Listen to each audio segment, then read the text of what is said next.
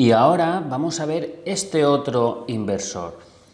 A diferencia de la ficha técnica de Huawei, que era la ficha técnica de un modelo y una potencia en particular, en este caso vamos a ver la ficha técnica de un modelo que lleva internamente diferentes potencias, ¿vale? Vamos a ver en una ficha técnica la aglomeración de varias potencias que pertenecen a un mismo modelo.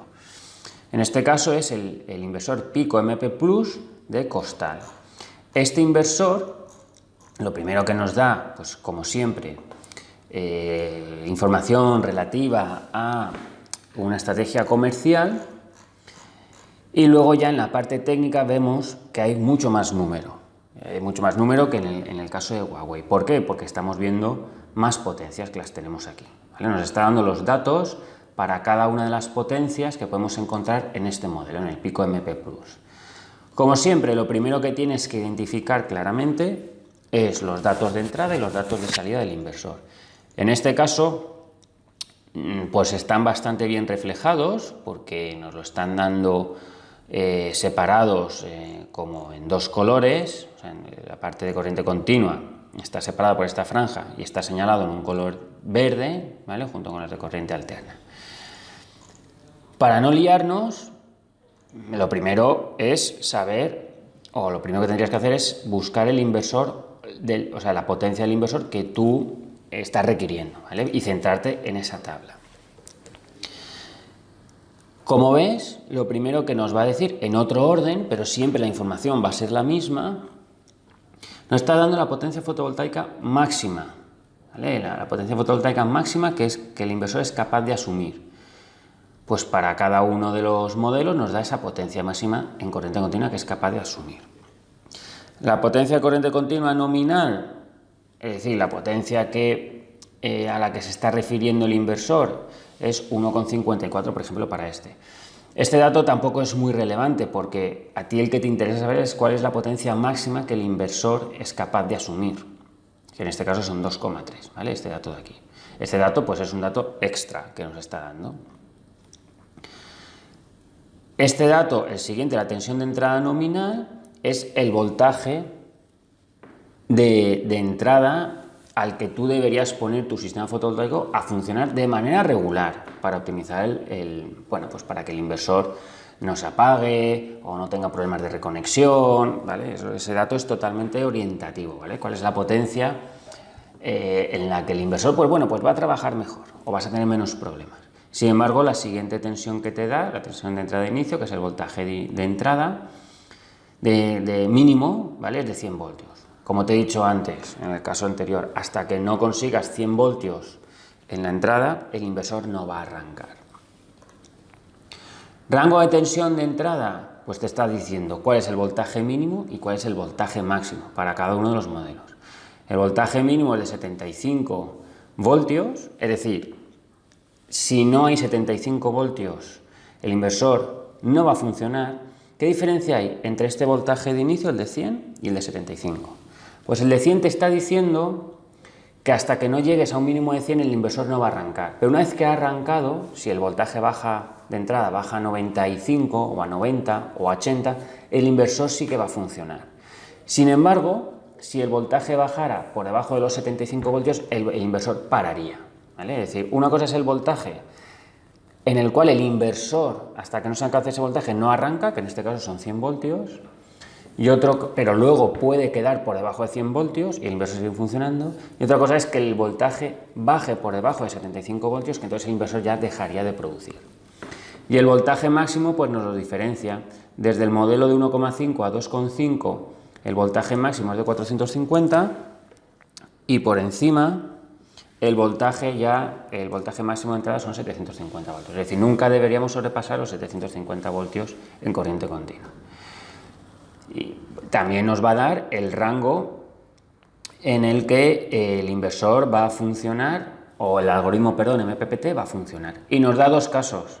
Nos da la potencia, o sea, el rango de MPPT en modo de un seguidor o en modo de dos seguidores. Es decir, hay inversores, en este caso, este modelo tiene inversores que tienen un solo MPPT, ¿vale? Y tiene modelo de inversor que tienes también 2 MPPTs. Bueno, pues en función de si estás trabajando con un MPPT o si tienes 2 MPPT, trabajar en un modo MPPT o en 2 MPPTs, pues el rango de entrada, perdón, el rango del algoritmo varía, lo tienes que tener en cuenta. Tensión máxima de trabajo, ¿cuál es el voltaje máximo de entrada? 750 voltios, pero ya no lo está diciendo aquí, ¿vale? Por eso, como te decía, hay datos, el formato de los datos con los que el fabricante, el método, perdón. Por eso te decía que el formato de la información de datos que los fabricantes dan varían, pero la información mínima que tienes que recibir siempre va a ser la misma, ¿vale? Aquí está siendo redundante porque ya nos ha dado antes el voltaje máximo de corriente continua. Bueno, pues aquí nos lo está separando, ¿no? Está diciendo que son 450 voltios para los para las 3 potencias más bajas y 750 para los siguientes. Un dato muy importante que siempre vas a tener en cuenta es la intensidad máxima de entrada. ¿Cuál es la intensidad máxima que el inversor puede recibir por cada uno de los strings? En este caso es 13 amperios. Número de entradas de corriente continua. Bueno, pues ¿cuántas borneras, por decirlo así, tiene? Bueno, pues en estos 4 primeros modelos solamente tienes una entrada y en estos pues tienes 2 o 1. Número de seguidores MPPT independientes, que es otro dato muy importante que tenemos que tener en cuenta. Pues en este caso coinciden el número de PPTs independientes con el número de entradas. Son inversores de pequeña potencia, lo cual es normal. Y luego, bueno, pues la tensión, luego empezamos y entramos en la parte de corriente alterna. En la parte de corriente alterna vamos a tener la potencia nominal de salida, que coincide con la potencia del modelo del inversor. Para un coseno de phi 1 también te da la potencia aparente, que coincide con la potencia nominal del inversor, la tensión mínima de voltaje, la tensión máxima de voltaje, es decir, cuál es el rango de voltaje al que él puede engancharse. En este caso, él va a poder funcionar conectado a una línea de corriente alterna que funciona entre 185 y 276 voltios. La corriente de salida, la intensidad de salida, pues siempre miraremos la máxima que es capaz para calcular nosotros la protección, el cable de corriente alterno, etc. Otro dato muy importante, la conexión de red. Es decir, aquí nos está diciendo cuál es el voltaje al que él puede funcionar, pero nos tiene que decir qué tipo de red. Pues en este caso es un inversor pensado para redes europeas monofásicas, ¿vale? Con el tiempo ya aprenderás a identificarla, ¿vale? En este caso son 50 Hz, cuando dicen 50 Hz pues ya sabes que es una red europea, y el voltaje de 230 voltios pues es un voltaje estandarizado en redes monofásicas. Sin embargo, te dice que puede funcionar entre 50 y 60 Hz, esto es por si tienes distorsiones en la red. Y también te dice cuál puede ser el factor de potencia al que tú vas a poder ajustar el inversor, que por defecto te da 1. Igual que el inversor Huawei que hemos visto antes, el coeficiente máximo de armónicos, de distorsión, es de un 3, tiene que estar por debajo de un 3%, y eso es por normativa.